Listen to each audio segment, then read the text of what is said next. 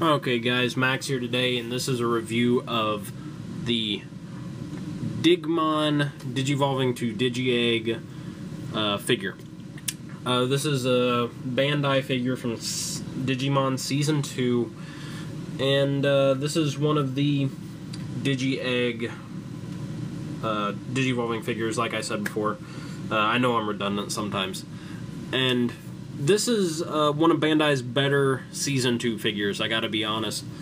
And I don't know, I just gotta give credit to Bandai for this one, because it's actually a good figure as opposed to most of the other Season 2 digi-egg figures, which are not good at all.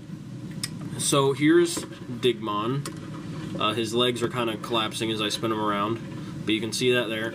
Mine's actually missing this wing right here, but it's not really important to the actual review of it, so I'm sure you guys will forgive me for that. Anyway, this is Digmon, of course. Now, I actually really like the figure itself. You know, I think it looks really good. It looks like Digmon. It doesn't look like it's necessarily a Digivolving figure. It doesn't look like there's anything missing from it because of the transformation that it has to make. And I quite like that. So, yeah, credit to Bandai for making it look as good as it does.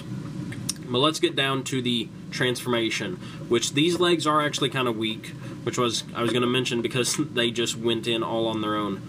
But that's the first step. Getting the legs down like that. And then basically remove these parts from both of the hands. So you get those taken off.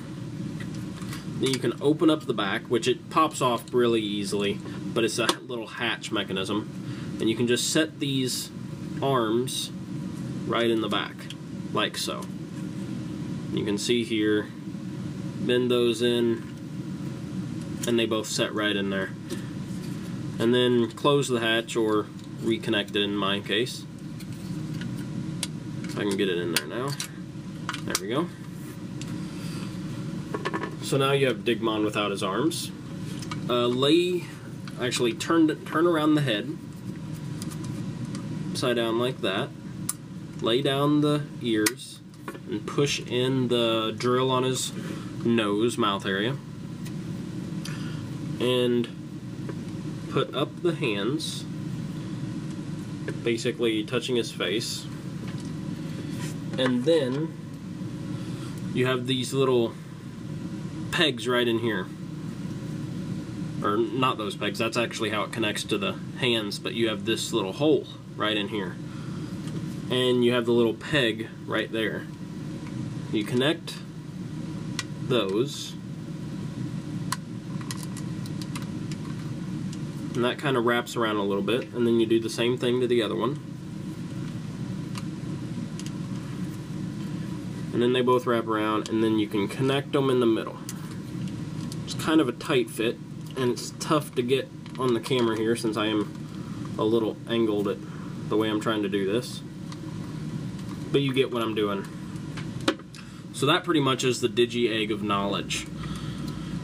And I don't think it looks too bad, to be honest. It doesn't look as good there because it's not connected all the way, but you get what it would look like. And it's definitely one of Bandai's better attempts at the digi-eggs. So, you know, I'm glad for that. It does look nice. And